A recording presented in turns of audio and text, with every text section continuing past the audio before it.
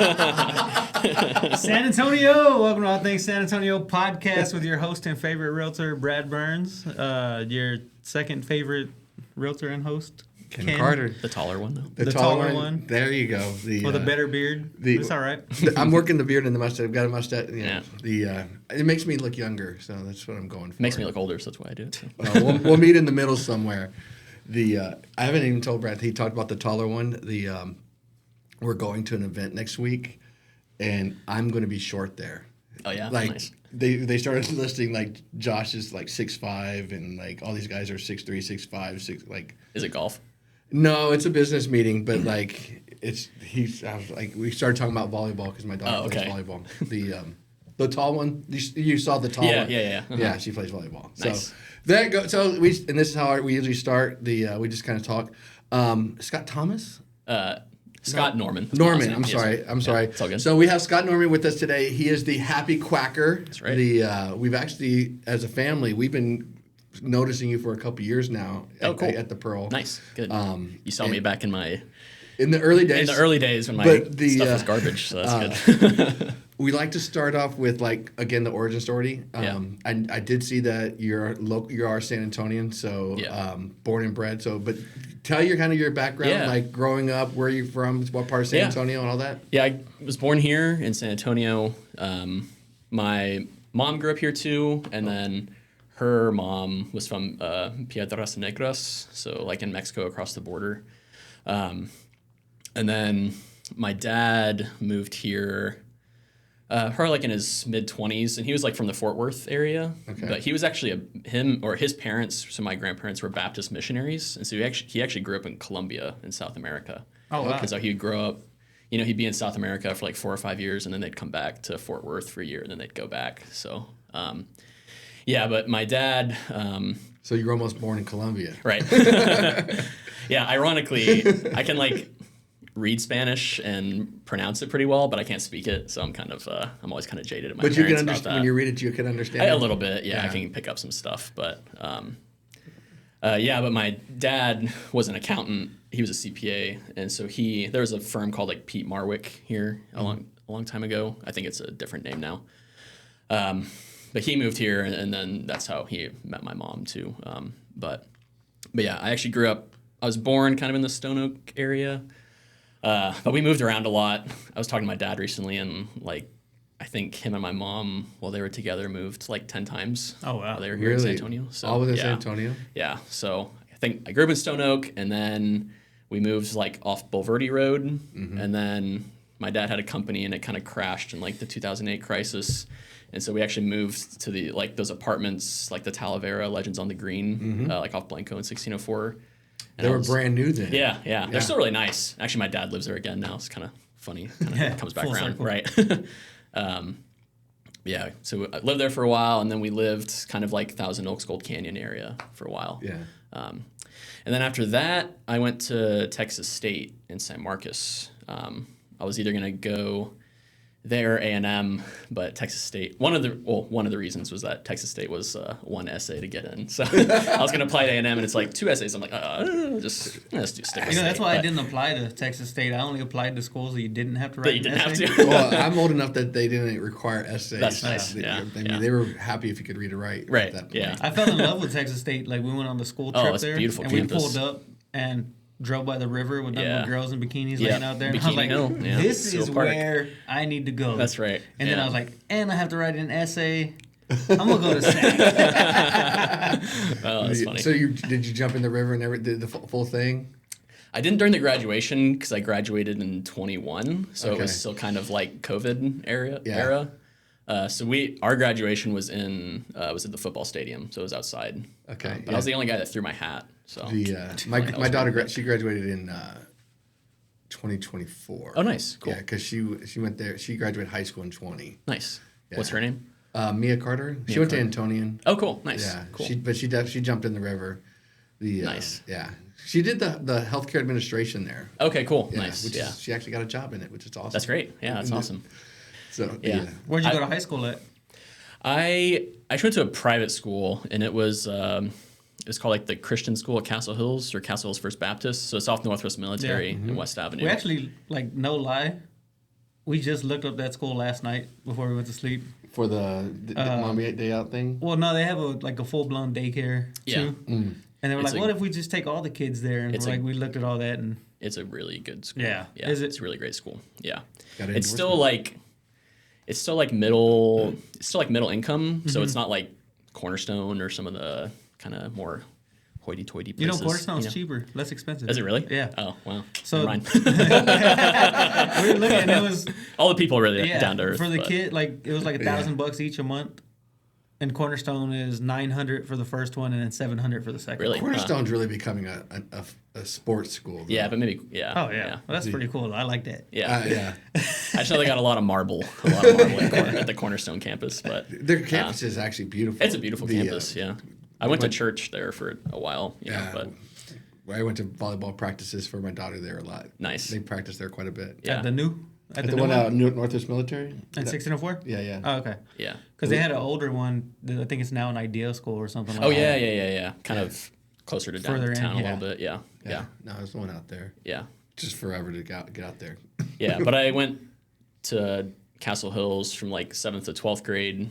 And then before that, there was a school called Christian Heritage, and it was like pre-K through 12th, but there was like less than 200 kids. Yeah. So that was really That's how the school is my kids go to. They probably have 100. Yeah. They're going to have 120 next year. Yeah. For the entire Pre-K school. through 12. Yeah. And then there was that, on 1604, there's that Pilgrim Mortgage building and the North Rock Church. That was called Harvest Academy. I don't know if you remember that. I went to Harvest Fellowship. Oh, you did? Back when maybe Pastor Peter Spencer was there before his little scandal. Yeah. Maybe you ran into my parents there because we went to church there for a while, and I went to school there when it was a school. This was with my first ex-wife, so this was like 90. It's 2000 to 2002 probably. Okay. Yeah. Yeah. I think we were probably there around that. It was very theatrical. It was. Yeah. It was like huge. Big amphitheater. Yeah. They had Bible Man come there once. Yeah. I don't remember that. That closed down because there was the scandal. Yeah, that guy. Well, my mom was like the manager of the kitchen there while I was at school there, and yeah, I forget the guy's name, man. But yeah, he was embezzling from the school. It was crazy. It's a shame. People are people everywhere. Yeah. Yeah. But kind of how I got into the wood, into the toys, is on my mom's side. We have a ranch like between Seguin and Gonzales. It's been in my family since like 1895. Wow. Yeah, long time. How big is it? It's pretty big. It's like 4,200 acres. Oh wow, nice. So the majority of it's like in the post oak savanna, and so the majority of it's like wooded. My uncle and my dad, when my uncle left accounting and he went to go move out there, my mom and dad lived out there a few times, but my dad, his main career was at Gonzaba Medical Group, so he kind of moved back here, and that was his main gig. I love that area. It's beautiful, rolling hills, lots of trees. Yeah. Especially with there's less and less water in this area. Yeah. Even with all the rain we just currently had. Yeah. I've told you before. It's like somewhere between Seguin and Shiner, Texas, on 90. I want to be closer to Shiner. I think just something out there. Like it's just so there's. Well, even for real estate, there's a lot of stuff for sale around there for now. Right now. And it's not bad. No, it's not bad. You can get like 100 acres for like $1 million.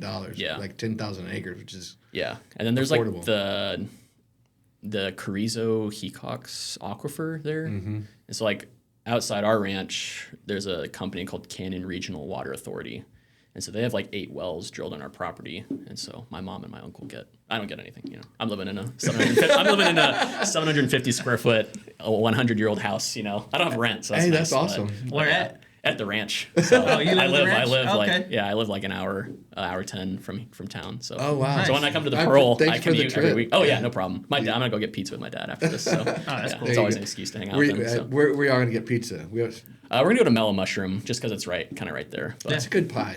it is good. Yeah. Yeah. So do you do all your woodworking out there as well? Yeah, my shop. Well, it's my uncle's shop. He lets me use it, thankfully. I kind of own like 3/4 of the machinery in there, and he owns a few other ones.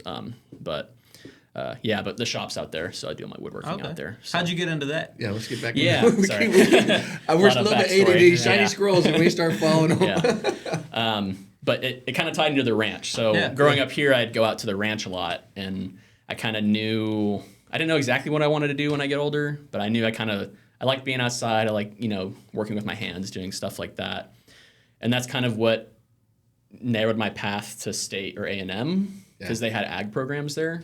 So, so I was in the agriculture program at Texas State. It was small, but it was really nice. A lot of good teachers there. And while I was in school there, starting in my second semester, there's a lumber mill that's also a pecan orchard. So it's a small business, but it's very, very diversified and unique. They do a lot of different stuff. And that's between San Marcos and Luling. It's like south of Lockhart. So if you're going east on Highway 80. But I got a job there in 2018. And I worked there for 7 years up until last September. So I was working there during school. And since I was in ag, I kind of knew I wanted to do something with ag. And I'd always been interested in woodworking growing up. Like I would whittle a lot. Like my first thing was like a little butter knife out of a live oak twig in my backyard, something like that. We were just talking, Eric, our producer, before you came, I was telling him you're coming on. His younger brother, that's the stage he's at right now. Nice. He's a whittler. That's how you start, man. Yeah. See that? Hear that, Eric? He's on his way. Yeah. Pretty soon you'll be getting lasers and CNCs and all that. So, so I always had an interest in it. And then working at that, it's called Swift River Pecans. It's a really cool business. But working there, I started off just like splitting firewood in the heat of the summer, and I almost quit after a while. That's hard work. Yeah, it was rough, man. Just running why we need firewood in the chainsaws hot? and splitters, right? Yeah. But I probably did that for like a year there, and then we had like a retail shelling plant. So after the pecans get harvested and they go through a bunch of in-shell processing, then we either bag a bunch up into like 2,000-pound super sacks, and those go on 18-wheelers. A lot of them come here to San Antonio, and they got to sit in freezers for a couple days, and then they go to El Paso, and that's where all the big shelling plants are, is in El Paso. Why do they have to sit in a freezer? Because there's a lot of counties, not Caldwell County where the orchard's at, but there's a lot of counties in Texas and pretty much in Georgia and all along the south that have this insect called a pecan weevil, and it's kind of like a beetle, but it will lay its egg inside the pecan shell. And then when you shell it, there'll be a larva in there. And so if you freeze it, it kills all the insects. So, but... Because we're not worried about eating insects. We just want dead insects to eat. Right. Yeah, you got it. But we didn't have any at our orchard, thankfully. So they were pretty tight on all that kind of stuff. Yeah. But yeah, so I was kind of a lot on the pecan side, and then I was a lot on the wood side too, because we had 2 big mills, so we could cut stuff up to like 5 feet diameter, 60, 65 inch diameter, and then like 20 feet long. So it was a lot of big custom milling jobs. So guys would bring in, big giant sinker cypress logs that would, fall and come down the river or a bunch of stuff like that. And then we had big kilns. So after you cut the wood, either into a big slab, like if we're going to do a table, you cut it one big piece of wood, or you can cut lumber or boards. And so those would go into kilns. It's basically just like a big oven, like if you were going to fire pottery or something like that. Like a 20-foot slab can fit into the kiln? Yeah, those kilns are big. Wow. Yeah. And you would load them. You'd do big stacks, and then you put the stacks in the kiln. But yeah, so like you could fit. It's like normally you measure wood by like the board feet or the square feet. It's just basically just length, width, and thickness. And so like one of our kilns, we could fit like 14,000 board feet or 20,000 board feet in those kilns. So, and normally like this is for all people who are interested in woodworking, which there are a lot of people and a lot of hobbyists. Yeah. If you have a tree falls down in your yard and you get it cut up, or maybe a lot of people like to go out and just get like chainsaws and cut it themselves, that kind of stuff. You really need to let the wood dry, and you can either let it air dry, which depending on the conditions and where you store it can take like a year or more, or you can put it in a kiln. And in a kiln, it's gonna, like our kiln runs were like 3 months for a run, but I'm sure there's different methods of drying where you can do it a little bit faster. They'll be in there for 3 months. 3 months in the kiln. Yeah. Wow. How hot is it? It probably starts. The two things I didn't do were run the sawmills and load the kilns, but I would give tours all the time, so I'm just trying to remember. It's been a while though. I think they would generally start like in the 80s, and then they would gradually over the weeks and months get up to like the 140s. Just to dry all the moisture out. Yeah, and then at that... It's really like barbecuing. Yeah. Really yeah, and when you get really high, that's more of like a killing insects and fungus kind of phase. I should have brought a piece that had, cool spalting in it, but a lot of times you'll see wood and it has like a lot of cool black lines or discoloration. Yeah. And that's like the onset of rot, or like that's a fungus that infected the tree. But when you kiln dry it, it kills the fungus, so it doesn't break down the wood anymore. So just looks cool. Yeah, it just looks cool. Yeah. And then when it comes out of the kiln, that's when you're ready to get it to the point where you can start working it. Because when a tree grows, if it's like if you go look at your live oak trees outside in your backyard, or your red oaks, or a lot of stuff that we have here in town, if there's a limb that was growing up and then it starts to bend, if you cut a board out of that, and you cut a straight board out of that and you dry it, that board is going to warp, and it's going to warp based on how the tree grew. So there's different tensions on how the tree and the branch is growing. Those grains and stuff. Yeah, it's basically just following how it was flexing when it was growing. So there's twisting, or there's warping, or there's cupping, and so that's when you'll run it through. If you're familiar with any woodworking stuff at all, like a joiner and a planer, and so that's when you're getting rid of the warp to make it flat so that you can work it. So like when I use a lot of pecan wood from that mill still in my products, and so they still let me use their machines, and I just like pay them a little flat rate, but I go there and I get it already kiln dried, and it's in the rough, so it still has all the saw marks on it, and it might have a little warp in it, but then I'll put it across the joiner to get a flat side and a flat edge, and then I'll run it across the planer, and then it'll have three sides that are surfaced, so they call that S3S, surface three sides. Oh, okay. And then from there I can rip it on the table saw to whatever widths I need, and then from there I can put it on my CNC, which is like a computer numerical control, basically just a router. Yeah. But it has a gantry and rails, and then you can program it on your computer. So I kind of started. I never got trained on any of this machinery or anything like that. Just in college, I wanted to teach myself Adobe Illustrator, so I taught myself Adobe Illustrator, and then I got to use that a lot in my job. So like I created our website and I managed our socials on there and that kind of stuff. But that really translated into the designing stuff, because it's just drawing a lot of lines, and then you'll assign a bit to a line and you'll say go this deep, or do this many passes, or go in this path to make a circle, and then if I want to do like a rounded hole, I'll use it like a ball bit instead of a flat bit. So all that kind of fun stuff. So. And you can cut different stuff besides wood with the CNC machine. You can, yeah, definitely. You can cut like softer metals too. So you can probably cut brass, aluminum. And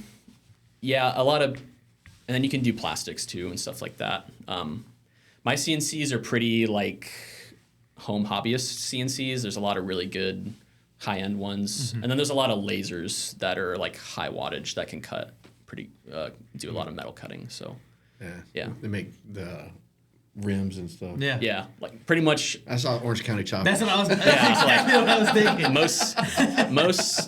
Most metal parts that you have in any product are going to be machined on like a laser or CNC, pretty much. Or if they're plastic, they're going to be molds. So you said you started with whittling. Like, what was the like? So to where you are now is you have a booth. Spot. I know you had at the farmers market at the Pearl. The Pearl. Is that the only place that you're at right now? Pretty much right now. So I worked at Swift River, and I got into the Pearl through my wife. So my wife, she grew up here in town, kind of like right inside 410, like in Castle Hills, like kind of close to West Avenue, like Honeysuckle. Did you meet her at school? No, I actually met her. It's ironic because I went to school in Castle Hills, and she grew up right there, but she was homeschooled, and I met her the superintendent of that school, if you ever go there, he's a really nice guy. His name's Michael Pinkston. He'd be a great guy to have on here, by the way. He knows like everyone in San Antonio, so I can get y'all his number. Yeah. Connect us. Yeah, but him and I were really close. He's like one of those guys that's just close with everyone he meets, you know. And so him and I went to just get some lunch and catch up after my first semester of college. And he took me to this bakery that my wife was working at. Which one? It's called C'est La Vie. It's not open anymore. I think it closed. It was off of West Avenue, and I forget the road, but it's one street over from Bitters West Avenue. Or maybe, yeah. No, I'm not saying that right. It's not Bitters West Avenue. Vance Jackson West Avenue. Yeah, I think it's Vance Jackson West Avenue then. Yeah. Close to Mr. Juicy.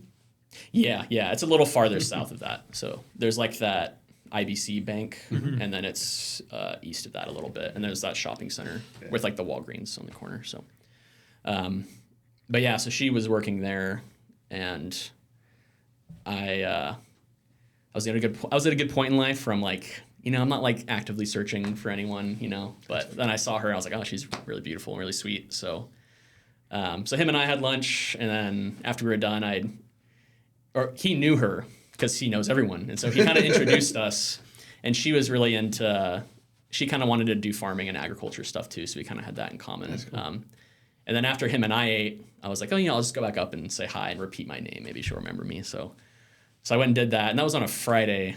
And then I was like, you know, maybe next Friday I'm gonna go back and just see if she's still there, you know. So I went back next Friday, and she was there, and so I ordered some food and we talked a little bit, and then I ate my lunch, and then after I was finished, I went back up and they had a bunch of pastries and stuff there. So, and I was asking her like, oh, like what's your favorite, you know, pastry? Because I was gonna get something for me and my dad. She's like, oh, it's like a mixed berry Danish. I was like, okay, cool. Like I'll take 3 of those, you know. And so she bagged up the first 2, and then she's going to bag up the third one. I was like, oh, that one's for you. You can have that one. I so, saw that come. Yeah. Man, that's me. And then they were married. Right. That's slick. Yeah. Start over in Danish. Right. And then the third time, that third week, I was like, okay, I think I'll probably ask her out. I feel like she likes me, you know. So I went back that third Friday, and before I walked in, I was like, all right, I'm going to order my food and eat before I ask her out, because I don't want to get rejected and then have to eat in the restaurant. It'd be really awkward, you know? Oh, that'd be a turnaround and walk out. Right. I'll take that to go, They'll please, never actually. get my business again. Right. But I walked in and I ordered, and usually it was another lady that would bring me my food, but this time she brought me my food. And On purpose. right. And she said, hey, you know, I might not be working here much longer, so here's my number if you ever want to go out sometime. I said, oh, it's literally about She to ask asked you you out. out, So huh? she asked me Yeah. out. Yeah. I think I have it in my wallet. I still have her phone number with the receipt on there. So. That's awesome. Like I know my worth. Right. That's cool. But so she worked for, there's a company called Mother Culture Yogurt, and they're like off Nacogdoches. I think they're in a few HEBs and stuff like that. Really good stuff. Yeah. But she worked for them for a while, and they were at the Pearl. And so I was able to kind of network through her to get that pecan company into the Pearl. And so I managed that I think we got in like in 2019. So I managed that for about 4 or 5 years. So. Okay.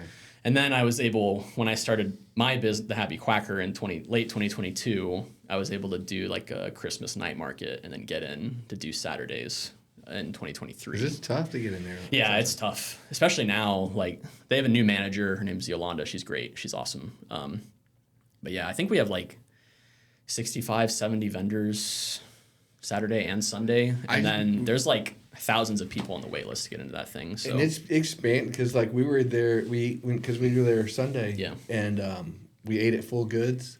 Nice. And At Pullman or Full Goods? Full Goods. Full Goods. Yeah. Nice. We Yeah. Pullman. I mean Pullman's really nice. the Full Goods is great. Yeah. I had their sauce. They do like a homemade sausage patty on their Nice. breakfast sandwich, and then my daughter gets the hash with the pulled pork. That's like awesome. Which restaurant in there did you go to? Because No. Full Goods is the food hall, right? No, that's the food hall. Oh, yeah, Full Goods. That's Full like Goods where the is where- 1100 Springs Plaza is, right? Yeah, okay. Yeah, that's I where got you. Green Yeah. Green used to be Yeah, there it and used stuff to be like that. it used to be a grocery store. Something like that. Yeah. And then so now It they was a parking lot. for a while. Yeah, there used to be a parking lot Yeah. too. But like all of that where Aldino is, Yes, like all yeah. of that now Oh, yeah. is vendors now. Yeah, yeah. And that it used to be all like Yep. where Botica used to be like that way Yeah. direction. You didn't even get to the Do you stadium. know, do y'all have any insights on why that place shut down? That was a good restaurant. Rent. Vodka or whatever, or Botica. Rent. It was Rent. Yeah. The I've only eaten there once. But it wasn't just rent though. It was also food cost at the time Gotcha. because the chef is, and I read this in an article, so take it with a grain of salt. I don't know him personally, but he was really focused on providing a good quality food and quality product at the right price. Yeah. And with food cost and everything, he wasn't able to keep serving what he wanted to serve at the quality and all that stuff. Yeah. And that's a hard thing for like restaurants now. We talked to a couple like restaurateurs and stuff like that. That's their ambition, and it's difficult to provide that. Up the prices or go down in the quality, right? It's just fine. Andrew It's a thin line. Yeah. Yeah. Yeah, that's a shame. It was a nice place. I loved it. They had a braised beef rib Yeah. with like a noodle. I was like, I only went there once. But I think I got like a sushi box there or something. It was really good. Man, but, it was really good. But yeah, Pearl it's a really cool place to be. Yeah. Yeah, and it's kind of cool that I've been there for probably like 6 years now. So it's cool to kind of have seen it change. Like when Pullman wasn't even opened yet, and it was that old Samuel's Glass. Mm-hmm. When Pullman was gonna start renovating it, they invited all the vendors in, and we had a big meeting in there. And we met with like Kevin Fink. He's the owner of that. And at first they were gonna like, I don't think this is controversial at all, but at first they were going to, I think part of the plan was that like the market was gonna shut down. It's like the farmer's market was gonna go away. And then Pullman was gonna be the new farmer's market. It's gonna be open all week, you know? And then they would like wholesale stuff from vendors and sell it there. Yeah. And then all the hot food vendors were just SOL, you know? They were just gonna suck it up. But I'm glad they didn't end up doing that. Yeah, I don't think that would I don't feel like it would have been good for Pearl at the time. I was like, there's so many people that come. It's not that point, There's so many people that are drawn to that space because of the market on the weekends, and that's kind of how they learn the area. So I think it was wise. I think it's a good mix too, because like the weekend shoppers that come into the farmers market, they're not going to Pullman to go grocery shopping. Yeah, definitely. You know what I mean? To spend 3 times more for. Right. And well, it's similar. It's actually it's similar pricing compared to like what the vendors are doing. Well, I'm talking about like Pullman compared to HEB. Well, yeah.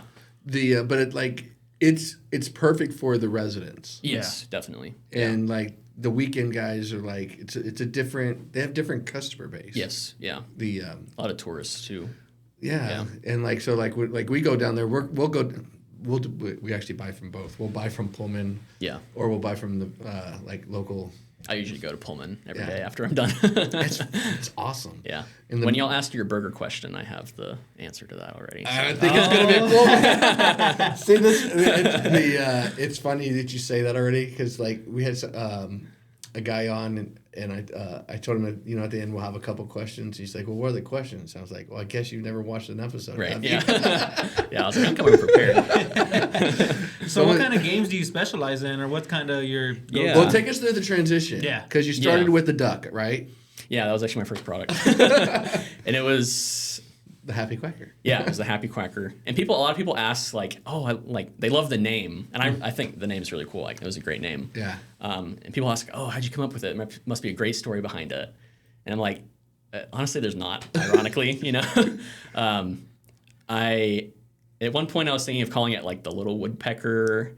That would be nice. And then when I was finally getting to the point when I was forming the LLC, I was like, all right, I got to come up with a name. So I just did, it's kind of how my brain works. I just did an Excel sheet and I did a list of like 200 adjectives and 200 nouns. And then I put them all into a scrambler online and it shot out a bunch of different combinations. And then I scrolled through about 200 of them and I narrowed it down to my top 10. And it's funny, ChatGPT hadn't been invented yet, right? No, not yet. Yeah, so it was still all from up here, but I didn't have a friendly duck, or anything like that. But that's awesome. But the two names I was deciding between was the Happy Quacker and then the Toot and Bee was the other one. So I'm really glad I didn't do the Toot and Bee. That fun. one would have been kind of weird, but I like the Happy Quacker, like because it's almost similar to like Quaker. Yeah, people and say it's that woodwork, right? and so like it's whether it's a happy accident or whatever, Yeah. it plays really cool. Yeah. But like, so your first one was like it's like a toy duck. Yeah, it's like a push toy basically. Yeah. So kind of just like if you had like played with train sets when you were little, it's kind of like that. Yeah. And then eventually I started adding magnets to them. So when I have like 5 different animals now. So like an armadillo and a duck and a horse, cat, and a dog. And so you can kind of link them up and they all kind of make a little train. But on the logo of the Happy Quacker, which I made myself too, there's a mallard, which is a boy duck. It's like that's me. And then there's a little duckling. So that's my daughter. That was my first daughter at the time. So okay. Yeah, There I have you 2 go. kids now, but yeah. So I feel like I need to update it and add a You can't third change a one. logo. Yeah. Right. But That's like adding to a tattoo. It's like right. Just kidding. Well, I mean, that's a benefit of seniority, right? That's yeah, right. that's right. Yeah. So that you start off with like I started off with toys. just toys Yeah. mainly. I thought I was just going to do toys, and I kind of the inspiration for the company was that we'd go to like Colorado like every other summer just to kind of beat the heat, you know. It's like my family would go to Pagosa Springs a lot. I don't know if y'all go to Colorado at all, but it's kind of like in the south central Colorado. Okay. So it's just it's like a hot spring town. I've seen people post about it. I've never been It's there a really yet. nice tourist town to stay at. And then my wife's family would go to this town called Ouray a lot. Ouray. Also Colorado. Also Colorado. That's crazy. And that's like way high up in the mountains. And So you are meant to be. yeah, right. Yeah, I know. We were like going to the same places all the time too. But that place in Ouray, there was this elderly Swiss couple that had a toy shop there. And so when I went to Ouray the first time with my wife's family, it was called the Swiss Toy Store. So I went into there and my mind was just like, oh my gosh, man. Yeah, I was like, man, you like never see stuff like this anymore. It was like all these cool like skid steer front end loader toys and a bunch of cool stuff. And I think I spent like $400 at that store. Yeah. So that kind of like, at the time I had done furniture and some carvings and stuff like that, you know. So I knew I kind of wanted to do woodworking, but I didn't know exactly what I wanted to do. So when I saw that store, I was like, oh man, this is what I need to do. I never see this anymore. I feel like this would really do well. So yeah, so I started off doing toys, and then so that duck was the first thing.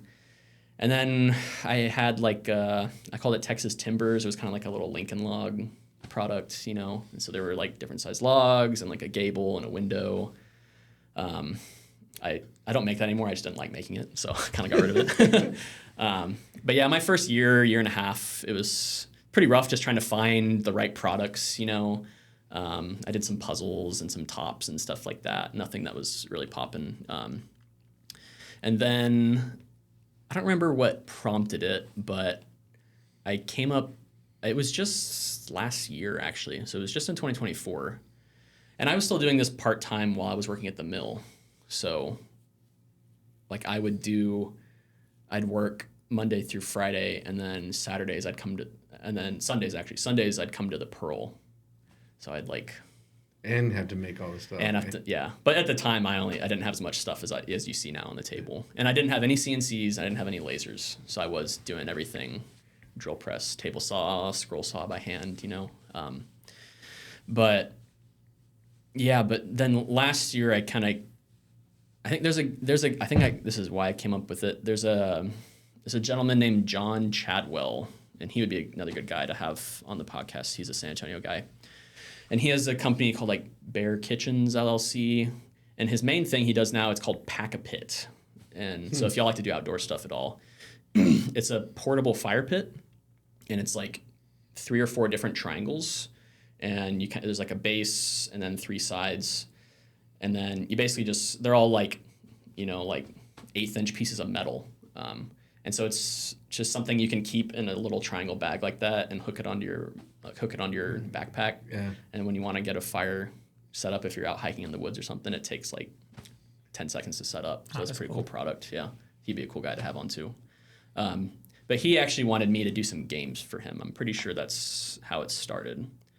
And so there's a game called Shut the Box. I don't know if y'all have heard of that before, but I was going to make that But then I ended up coming up with my own game. My first game, it's called hamartia. And that's a Greek word. It means like to miss the mark. And then if I'm selling that to adults, I tell them it's also like a root word for sin in Christian theology. So it could be a drinking or a gambling game if you want it to be. Drinking game. But then I made that game. It's like some laser engraved circles and stuff like that. And it's just a dice rolling game, but it's fun. Is that the one we played? Yeah, and it's kind of like shuffleboard too. So like there's like 5 circles on the board, and when you roll, if your die is touching the edge of a circle, you add the 2 numbers. So like if you rolled a 5 and it's touching a 2, then you'd have 7 points. And then if you're inside, you multiply, and then if you're outside, you subtract 2. But then you can knock each other's dice around, so we roll one at a time. So it's a fun little quick game. So my kids, like those type of quick games and stuff like that. We play like card games. Every time we go to dinner, we have a deck of cards with us. Oh, that's awesome. I love that. And so like we play like games that are like gin type games, like 3-13s. Yeah. But like we start with 3 cards, and you go to 4, and it's like it's a progressive. But it's because they like that quick. Yeah. They like to finish around and go and do. And that's what I try to do with most of my stuff. Like a lot of board game culture now is towards like deck building games or like really large board games that, you know, you got to maybe take 20 minutes to learn the rules, and then game time is like minimum 30 minutes, and there's 100 pieces you got to get out. And no knock on those. Like I love those kind of games, but I try to like provide experiences for people. Yeah. Because like when I grew up, we'd go up to Fort Worth and we'd just play hearts, or we played spades, or we played 42, you know, with my family, with my dad's family. And so like those were great times. It's a game you can play in like 10, 15 minutes. Y'all can talk while you're playing. It's not like some deep strategy thing where you like, talk shit. You got to be in there, you know. It's just good time. It's just good to like form relationships on those kind of games. Yep. So that's what I try to do with most of my games. I have like a big like Texas themed board game planned, so that one will be fun. But yeah, so that's the kind of stuff I try to go for when I'm coming up with games or making games. That's cool. So you invent the game, like you do it all, so I have right now I have 4 games that are original ones that I came up with and that I designed, and then I manufacture everything right now, which is a lot. And then people just start asking you for stuff all the time. They're like, do you have chess? Do you have backgammon? Do you have all these other games? Cribbage, backgammon, and chess are like the 3 big chess. ones. Yeah. And a lot of people here don't know cribbage. Yeah. Like I had never played cribbage until like last year. So you do chessboards and all that? Yeah. So, nice. Yeah. What does something like that run? Most of my stuff, like this guy, there's 2 different games you can play on this board. But like that guy runs 45. Okay. I try to keep my stuff, like I grew up middle income, and I know I could spend a little more time on each product and really jack up the price, but I try to keep my stuff high quality but affordable. Yeah. So I want the more you jack up the price, the less people will enjoy it. Yeah. Yeah. I just want more people to enjoy it. So. Do you do custom things? I do. I imagine you get like D&D like requests. Yeah. People will come up to the booth a lot and say like, oh, do you have like dice trays or you know, custom stuff like that? Yeah. I did a custom job for the Pearl actually. Like they had a New Year's party like in January of this year. And so all thanks to Yolanda, the market manager, she kind of hooked me up with them, and because they were going to do like Pearl belts or something, and it was, but I came up with a custom Pearl board game for them. Oh, nice. That's cool. Yeah. And so it was really cool. It was in the shape of the logo. So it was the circle or the oval, and it was 2 pieces that were magnetic, so you could pull it apart. And then when you had it closed, one side was the Pearl logo, and there was a stand that came with it. So when you're not playing, you can put it on your shelf, and it would say Pearl on it. And when you want to play, you take it apart. On the back of the Pearl logo was a map and key of the Pearl that I laser engraved. And then the other part was the game. I'm trying to remember if there was something on the other side. Oh, yeah, on one side was the game. And it was basically like cribbage, little metal pegs. It was a game like that, but each of the different points of interest at the Pearl all had like a copper, silver, or gold peg. So, and then you would start in a certain spot and you'd roll 2 dice, and then you take your black peg and you move that number, and you're trying to go collect 5 copper, 5 silver, 5 gold pegs from the map of the pearl. So it's like an aerial view layout. Oh, cool. So I called it like pearl places. That was what I called it. Yeah. And the back of the game had the rules, and it had like a thank you note because it was for their employees. And then I didn't get a good picture of it, and I always kill myself for that. But I have a picture of like 3 of the sides, but not of the cool one. But it had a little slot. It had a pocket, and then you could turn this little door that swiveled, and then you put all your dice and your pegs in there. So that was pretty cool. I like that part. But yeah, so I do custom stuff on the side as well too. So, but that's awesome. So, yeah.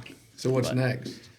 Oh, keeping up with production. That's my main thing. I have, so I just did backgammon, and then I'm going to do shut the box. And then after that, I'm probably going to stop adding. I have probably 25, 30 products right now. So after I do these last 2 classic games, I'm kind of going to stop adding new stuff. And so I think what's next is I still want to make original games, of course. That's kind of where my heart is.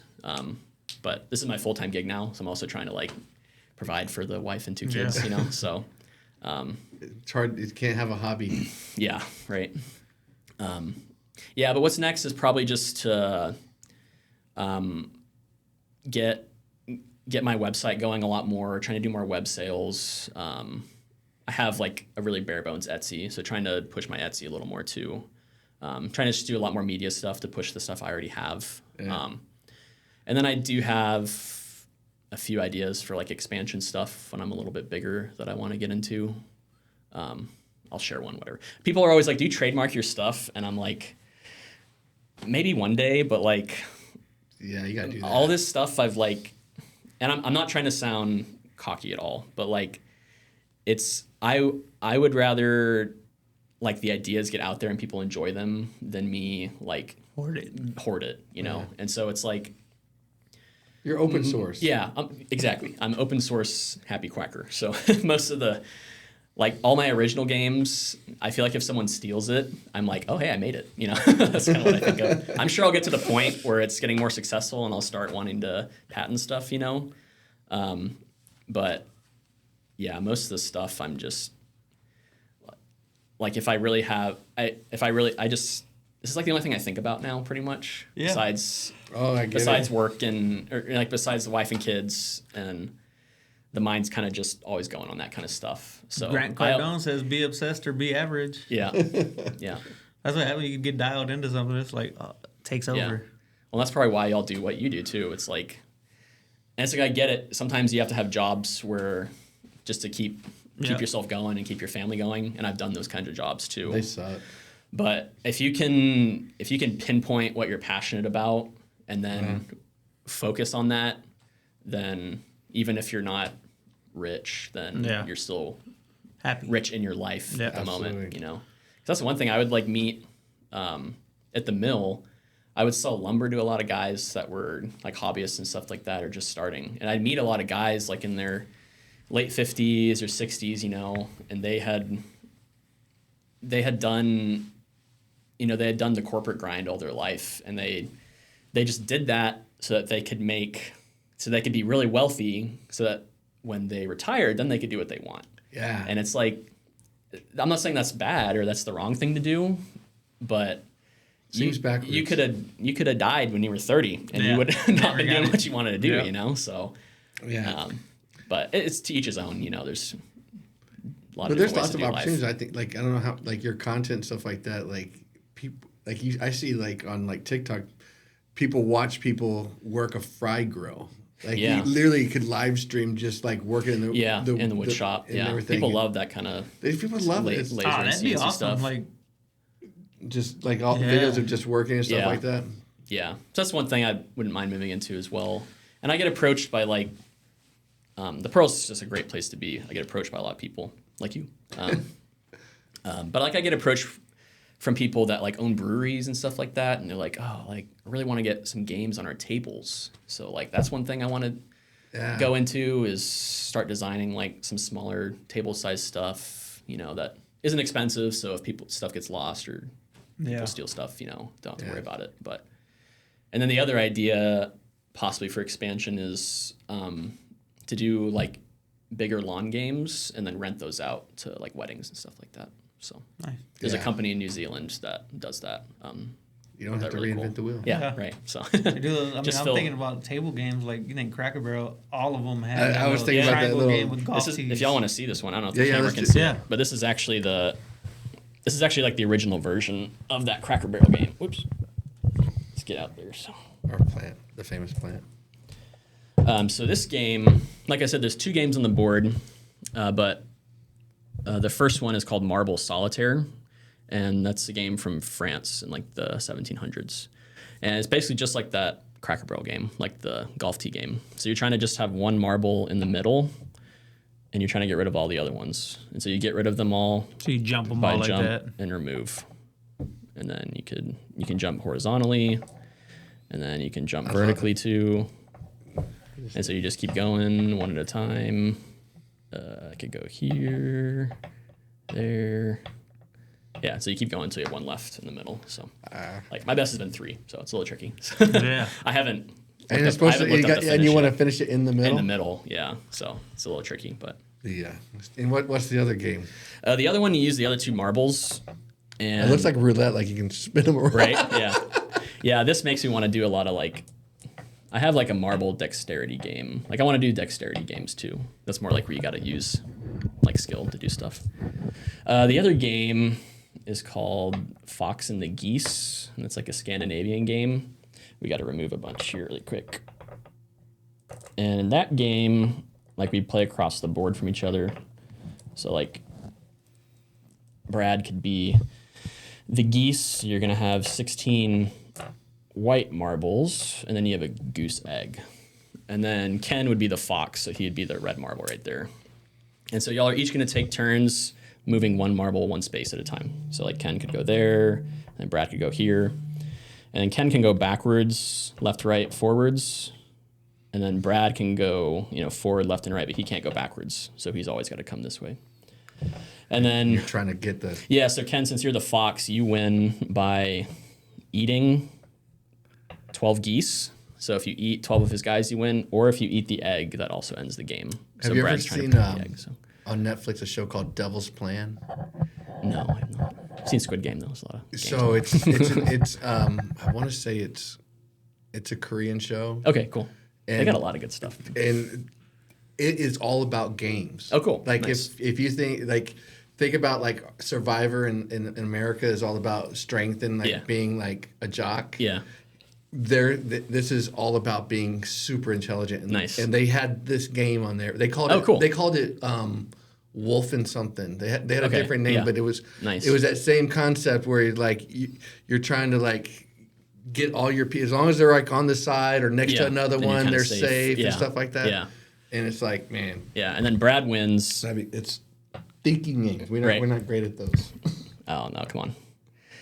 Y'all are realtors. I'm sure you're very intelligent. So like box it in. Yeah, so Brad wins if he traps you, so you can't move anymore because you can't move diagonally. Or Brad can also win by moving 5 guys across the board and his egg anywhere in the last row, so you kind of escape with your egg. So I actually added the egg to the game. So I changed the rules. Yeah. Because there was a bunch of different variants for it. Mm-hmm. And I played it a lot of times, and I actually used Grok, and I did a bunch of mathematical stuff with it to kind of do moves, and you can play multiple rounds and switch players and add points. But I added the egg and the escape victory just because it was kind of an unbalanced game. Yeah. If you were the fox, it was really easy to win, and it was really hard to trap him. So I added the egg so you could make it a little more fun. So, but that's for y'all to keep. So thank you. Yeah, got some bags for it too. Well, now down to the tough questions, and you already did. You already did the hard. You already did the hard did part. The research. So what is your favorite pizza place? We're gonna switch it up. No, I'm just kidding. No. So you've got a favorite burger place. What is it? Yeah. Is it the pulpit? I wish I need to eat burgers more often, actually. But So there's probably between 2 right now, just off the top of my head. Well, growing up, we'd go to Chester's a lot. I don't know if I remember Chester's. I'm a fan still. Yeah. I'm not. I feel like it's a little too it's a little too greasy for me now. You know, it's probably not my favorite. I'm not a fan of the poppy seeds on the bun. I get you. Yeah. Yeah. So that's definitely not my favorite, but that's just San Antonio history going there. Yeah. But yeah, so probably right now it's between. There's a place in Pullman. Really, it's kind of towards the back of the building, towards that Mesquite Mexican restaurant. They have that big bar there, and I don't even know if it has a name. It's just part of the grocery store. But I got like a $10 Wagyu burger there, and it was awesome. For $10? Yeah, it was really, really affordable too. Might go to lunch there. It was really good. And then my other place would probably be at the Hoppy Monk right up here. Oh, really? That's probably my favorite bar in town. Or tavern or whatever. Yeah. But they have like some kind of aioli burger there. Yeah. That was really They good. have a lengua barbacoa or something. They had a tongue thing that I had there. It was really nice. good. Yeah. So I just like they on their menu, you can see they source all their stuff from Texas mostly. Texas, yep. And if you look at the mushrooms, it says Kitchen Pride. And that's a bit, it's like I think it's the second largest mushroom manufacturer or producer in the state, and they're in Gonzales. Okay. And my cousin's husband, he worked there. He was like a head grower for like 12 years, and I actually worked there for like a few months, but it just wasn't for me. So that's in your backyard. Yeah, it's like 30, 45 minutes away. So yeah, most mushrooms are grown up in Pennsylvania. Yeah, I'm trying to think of the other company name. Kitchen Pride, and I don't remember the other one. And what about your favorite breakfast taco? Breakfast taco, there's a restaurant called Tacos and Salsa, and that's like... Thousand Oaks, something like that, huh? Yeah, it's like just north of Blossom. Yeah. Just north of Blossom. I think they used to have one like right by the Embassy movie theater. I think that's where it used to be. Yeah, is it right before you get to McAllister Park on your right there now? Yeah, I think There's it's a actually... Thousand Oaks Cafe there too, I think. It might be a little bit before that. It's pretty close to Blossom. So it's a little bit before McAllister, but it's between there and McAllister. Well, it's north of 410, so you're wrong. But it's a Hispanic restaurant. Yeah. Like it's not. So how do people find you? They find me at probably Instagram is the place I'm most active, so it's just at the Happy Quacker. Okay. And then my website's just thehappyquacker.com. So Nice. Or at the Pearl. At the Pearl. Saturdays and Sundays? Saturdays and Sundays, yeah. I'm always in front of Bakery Lorraine right now. Yeah. So, Okay. yeah. It's a great spot. Yeah, it's a good spot. I tell everybody my favorite coffee is from that local coffee. Oh, yeah, that place is good too. Orange cream latte or orange See, that's not a coffee. orange vanilla latte. Oh, it's so I'm with you, good. man. I like sweet stuff too. I So. like At the Hoppy Monk, there's one of the reasons I love it is there's this it's called a lambic beer, and it's Belgian.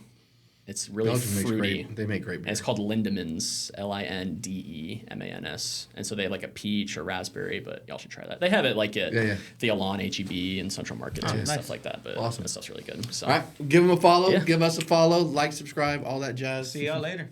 see you guys.